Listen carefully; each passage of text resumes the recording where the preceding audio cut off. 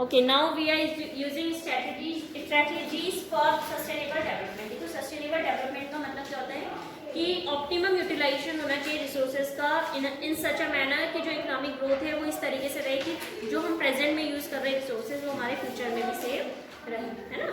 तो यानी कि सस्टेनेबल डेवलपमेंट का मतलब सिर्फ यही नहीं है कि सब हमने इकोनॉमिक ग्रोथ को ही चेक करना है कि किस तरीके से इकोनॉमिक ग्रोथ हो रही है, ठीक है। इसका मतलब है कि हमें ऑप्टिमम यूटिलाइजेशन करना है, जुडिशियस यूटिलाइजेशन करना है इस तरीके से कि हम जो एबिलिटी है फ्यूचर जनरेशंस की ग्रो करने की, प्रॉस्पर करने की, एक्सपेंड करने की, तो उसको हम चैलेंज ना करें, ठीक है ना। तो हम अगर कहते हैं कि सस्टेनेबल डेवलपमेंट हमने करना है यानी कि सस्टेन करके चलना है रिसोर्सेज को फ्यूचर के लिए, तो कैसे करके कर सकते हो आप लोग। सबसे पहला है इनपुट एफिशिएंट टेक्नोलॉजी का यूज करना चाहिए, यानी कि हमें प्रोडक्शन टेक्नोलॉजीज वो यूज करनी चाहिए जो इनपुट एफिशिएंट हो, ठीक है। इसका मतलब कि आउटपुट हमें ज्यादा से ज्यादा मिले, यानी कि हमें इनपुट वो यूज करना चाहिए जो बेटर हो। अगर हम बेकार यूज करेंगे तो उसमें आउटपुट भी हमें क्या मिलेगा, बेकार का मिलेगा। तो एफिशिएंट इनपुट हमें यूज करना चाहिए, ठीक है। नेक्स्ट आता है use of environment friendly sources of energy. आपको पता है environment friendly sources of energy कौन कौन से होते हैं, एलपीजी और सीएनजी, है ना। एलपीजी और सीएनजी का यूज करना चाहिए, यानी कि पेट्रोल डीजल वगैरह की जगह हमें एलपीजी और सीएनजी का यूज करना चाहिए, ठीक है ना, जो क्लीनर फ्यूल्स है और एनवायरमेंट फ्रेंडली है। The use of these fuels must be encourage. हमें जो इन फ्यूल्स है इन फ्यूल्स का उसको एनकरेज करना चाहिए, ठीक है, in place of petrol and diesel, जो बहुत ज्यादा अमाउंट में CO2 को क्या करते हैं, एमिट करते हैं। यानी कि आपको पता है कि पेट्रोल और डीजल से बहुत ज्यादा CO2 निकलता है ना। तो CO2 निकलता है तो वो क्या करता है, हमारे ग्रीन हाउस गैसेस को भी क्या करता है, इफेक्ट करता है ना। तो जो पीपल है रूरल एरियाज में उनको डिस्करेज करना चाहिए, यानी कि जो लोग हैं रूरल एरियाज में उनको डिस्करेज करना चाहिए, उनको बताना चाहिए कि भाई वुड यूज ना करें, इसलिए एज अ फ्यूल, क्योंकि वो लोग क्या करते हैं फ्यूल की तरह यूज करते हैं, ठीक है। और उससे भी क्या होता है, एयर पॉल्यूशन होता है ना। तो इससे क्या हो रहा है, एक तो डिफॉरेस्टेशन हो रहा है या अनवांटेड डिग्रेडेशन हो रहा है किसका, रिसोर्सेज का, ठीक है। इसके बदले में क्या यूज करना चाहिए, गोबर गैस प्लांट्स को यूज करना चाहिए as a source of domestic fuel, है ना। गोबर गैस प्लांट को यूज करें, मतलब लकड़ी वगैरह यूज करते हैं हम लोग, जलाते हैं उसमें खाना वगैरह, चूल्हे वगैरह बनते हैं ना खाना गाँव में, ठीक है। तो उसको हमें डिस्करेज करना चाहिए। इसके बाद नेक्स्ट आता है इंटीग्रेटेड रूरल डेवलपमेंट। देखो इंटीग्रेटेड रूरल डेवलपमेंट मतलब हाई प्रायोरिटी हमें देनी चाहिए in the programs of state planning. जब हम स्टेट प्लानिंग करते हैं तो जो इंटीग्रेटेड रूरल डेवलपमेंट है उसको हाई प्रायोरिटी हमको देनी चाहिए, ठीक है। इससे क्या होगा, जब हम हाई प्रायोरिटी देंगे तो उससे क्या होगा, एम्प्लॉयमेंट जनरेट होगा रूरल एरिया में। आपको पता है कि रूरल एरियाज के लोग कहाँ आते हैं, अर्बन में आते हैं ना। अर्बन एरियाज में आते हैं किसने, in search of employment, job के ढूंढने के लिए आते हैं। तो जब उनको जॉब अपने ही गाँव में मिल जाएगी तो क्यों आएंगे वो इधर उधर, वहीं पे जॉब करेंगे, ठीक है ना। तो यानी कि जो रूरल अर्बन माइग्रेशन है उसको चेक करना चाहिए। उससे क्या होगा, ट्रांसपोर्टेशन क्या होगा, वो भी कम हो जाएगा, लोगों का आना जाना कम हो जाएगा, तो ट्रांसपोर्टेशन भी कम होगा, ट्रांसपोर्टेशन कम होगा तो पॉल्यूशन भी कम होगा, ठीक है ना। इसके बाद नेक्स्ट आता है जो सनलाइट है हमने उसको क्या करना है, कन्वर्ट करना है इनटू सोलर एनर्जी, और सोलर एनर्जी को करना है इलेक्ट्रिसिटी, ठीक है।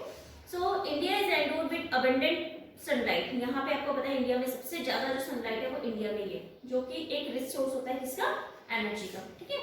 सनलाइट एक तो एनवायरमेंट फ्रेंडली है, ऊपर से क्या है, नॉन एग्जिस्टेबल सोर्स ऑफ एनर्जी है। ऐसा तो नहीं है कि आज यूज करा तो कल खत्म हो जाएगी, नॉन एग्जिस्टेबल है।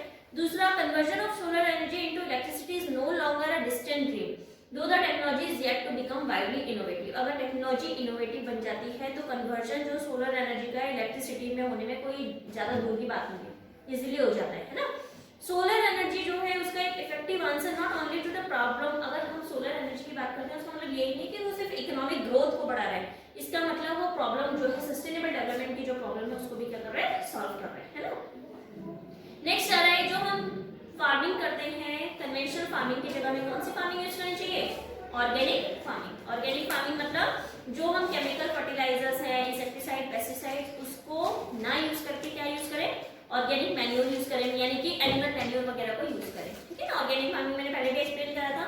दैट इज इससे क्या होगा, एक तो सॉइल फर्टिलिटी बढ़ेगी, उससे और क्या होगा कि जो प्रोडक्शन कैपेसिटी है वो भी क्या होगी, बढ़ेगी, है ना। यानी कि जो हम लोग खाना वगैरह खाएंगे, जो सब्जी वगैरह खाएंगे वो भी हमें साफ मिलेगी, ठीक है, अच्छी मिलेगी, तो हमारी सेहत भी अच्छी रहेगी, हेल्थ भी हमारी अच्छी रहेगी, ठीक है ना। और जो प्रोडक्शन कैपेसिटी है वो फ्यूचर जनरेशन के भी सेव रहेगी। अगर हम लोग पहले ही केमिकल फर्टिलाइजर्स को यूज करके अपनी जो लैंड है हमारे उसको सॉइल फर्टिलिटी खत्म कर रहे हैं तो आगे के लिए क्या होगा, कुछ भी नहीं बचेगा, है ना। तो हमें शिफ्ट करना चाहिए ऑर्गेनिक फार्मिंग में, ठीक है। नेक्स्ट आता है मैनेज द वेस्ट। जो भी वेस्ट है, गार्बेज वगैरह होता है, चाहे प्रोडक्शन के थ्रू हो या फिर कंजप्शन के थ्रू, उसको मैनेज करके चलना चाहिए। That is rather than allowing the industrial waste और हाउस होल्ड वेस्ट को इधर उधर फैलाने की जगह, या हम कह रहे हैं कि उनको हमने नदियों में बहा दिया, तो उसकी जगह हमने इसको सिस्टमेटिकली मैनेज करना चाहिए, ठीक है। हाउस होल्ड वेस्ट को हम रिसाइकल कर सकते हैं इनटू कंपोस्ट एंड यूज कर सकते हैं। जो भी हाउस होल्ड वेस्ट है उसको एक उसमें हमें डंप कर देना चाहिए, मतलब बहाना नहीं चाहिए, दो दो फेंकना चाहिए, उसको डंप कर दो, ठीक है ना। वो एज अ मैन्योर फिर यूज हो जाता है, ठीक है। इसके बाद है जो भी केमिकल इफेक्ट्स हैं, जैसे आपको पता है कि इंडिया जो है यहाँ पे लॉज बहुत ज्यादा कम फॉलो होती है ना। तो इसमें क्या है कि केमिकल इफेक्ट्स जो भी इंडस्ट्रियल यूनिट से होता है वो हमें रिवर स्ट्रीम्स में नहीं फ्लो करना चाहिए। उससे क्या हो रहा है, एक तो हमारा वाटर पॉल्यूट हो रहा है, दूसरा क्या हो रहा है कि जो एक्वाटिक लाइफ है, यानी कि जो पानी में रहते हैं, है ना, जैसे आपको पता है फिश वगैरह है, स्नेक वगैरह, क्रोकोडाइल, तो उनकी लाइफ को भी क्या हो रहा है, एक तरीके से नुकसान पहुंच रहा है ना। तो हमें ऐसे जो भी हमारा इंडस्ट्रियल वेस्ट है उसको, केमिकल वगैरह, उसको हमें पानी में नहीं बहाना चाहिए, ठीक है। तो such a serious violation of the laws must be check. इस तरीके से हमें कुछ सीरियस वायलेशन देना चाहिए कि ताकि हम जो ग्रोथ और इन्वायरमेंट हो रहा है उसको एक साथ चलाने के लिए हम उसको चेक करना चाहिए कि ऐसा हो तो नहीं रहा है। जैसे बीच में देखो आपने गंगा को साफ करने का वो चला है ना, कि गंगा बिल्कुल साफ है, जिसमें लोग प्लास्टिक वगैरह बिल्कुल बैन कर दिया था। तो इस तरीके के मेजर्स लेने चाहिए ताकि लोग ऐसे करने से रुके, ठीक है। नेक्स्ट आता है awareness to conserve natural assets for inter generation equity. Inter generation equity का मतलब है इक्वल अपॉर्चुनिटीज मिलनी चाहिए प्रेजेंट को भी, जो प्रेजेंट की जनरेशन और जो फ्यूचर की जनरेशन है, दोनों को इक्वल अपॉर्चुनिटी मिलनी चाहिए। और इक्वल अपॉर्चुनिटी कब मिलेगी, जब जो हम रिसोर्सेज यूज कर रहे हैं वो उनके भी सेव रहेंगे, ठीक है ना। आपको पता है कि जो इंडियंस हैं वो हाईली कॉन्शियस रहते हैं इंटर जनरेशन इक्विटी के लिए माइक्रो लेवल पे। फैमिली लेवल पे अगर हम बात करते हैं तो हम अपने एसेट्स को बचा के रखते हैं कि भाई जैसे कोई भी है तो हम उसको बचा लेते हैं कि नहीं हमारे बच्चों के काम आएगा, है ना, या हम फ्यूचर के लिए बचा के रखते हैं एसेट वगैरह का। तो ऐसे अगर हम क्या करते हैं माइक्रो लेवल पे अगर इंडियंस की बात करते हैं तो इंडियंस को भी यही सोचना चाहिए कि भाई जो फ्यूचर जनरेशन है उसके लिए हमें सेव करके रखना है, ठीक है। But this awareness is absolutely negligible. अगर हम उसको बात करते हैं लेकिन ऐसा कोई नहीं सोचता है, ठीक है ना, ये नेग्लिजिबल है। हमें क्या करना है, अगर हमें अपने किसको, नेचर को बचाना है या रिसोर्सेज को बचाना है, तो हमें एक साथ मिलके जब अवेयरनेस करेगी तभी जाके काम होगा, ठीक है। सो यानी कि जैसे of course there are example like Chipko movement in the north. आपको पता है कि चिपको मूवमेंट जो हुआ था उससे क्या हुआ था, डिफॉरेस्टेशन होने से लोगों ने रोका था, तो एक साथ मिलके काम किया तभी तो हुआ था, है ना। अपीको मूवमेंट हुआ था साउथ में, किसने, कि जो ट्री फैले हुए थे, लोग पेड़ों को काट रहे थे, तो उन्होंने उसके लिए उसको बचाया था। तो ये कुछ एग्जांपल्स हैं जो नेशनल अवेयरनेस में हुआ था कि ताकि इन्वायरमेंट और जो नेचुरल एसेट्स हैं हमारे फ्यूचर जनरेशन के सेफ करने को, ठीक है। अगर तभी लोग आते तो हम लोगों को पेड़ देखने को मिलते नहीं मिलते, है ना।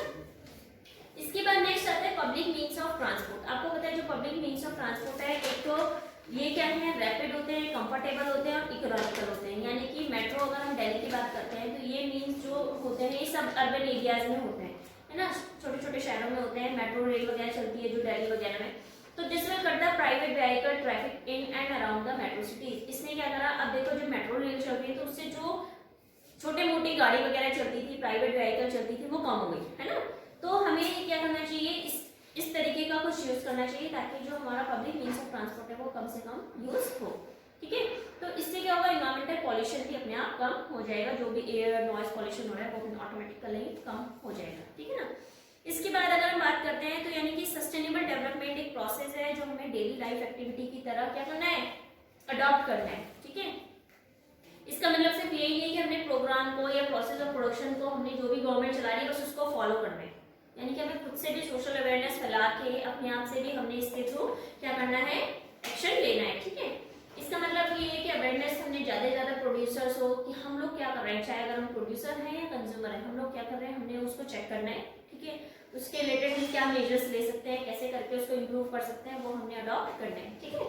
इसके बाद है कि जैसे जो प्रोड्यूसर्स होते हैं, अगर आप प्रोड्यूसर्स हैं तो उनको कॉन्शियस होना चाहिए कि कौन सा इन्वायरमेंट फ्रेंडली टेक्निक्स वो यूज करें प्रोडक्शन के लिए, ताकि जो इन्वायरमेंटल फ्रेंडली हो और जिससे वेस्ट वगैरह कम क्या हो, वेस्ट वगैरह मतलब ज्यादा यूज ना हो, ठीक है ना, वेस्ट वगैरह कम जनरेट हो।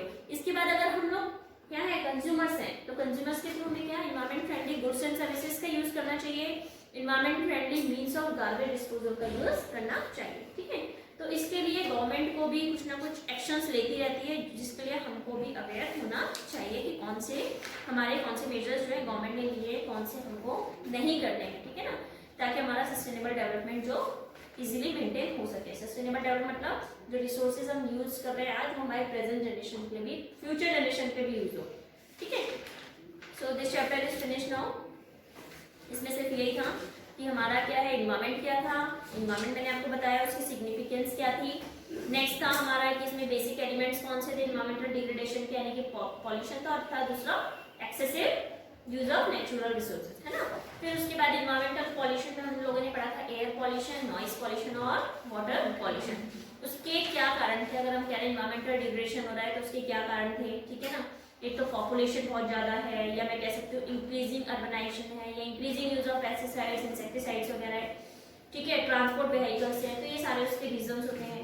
उसके बाद हमने करा कि how to save environment, environment हम कैसे करके अपना सेव कर सकते हैं, सस्टेनेबल डेवलपमेंट क्या है, उसकी स्ट्रेटेजीज क्या क्या है, ठीक है। So this chapter is now finish. Now we are moving to the next.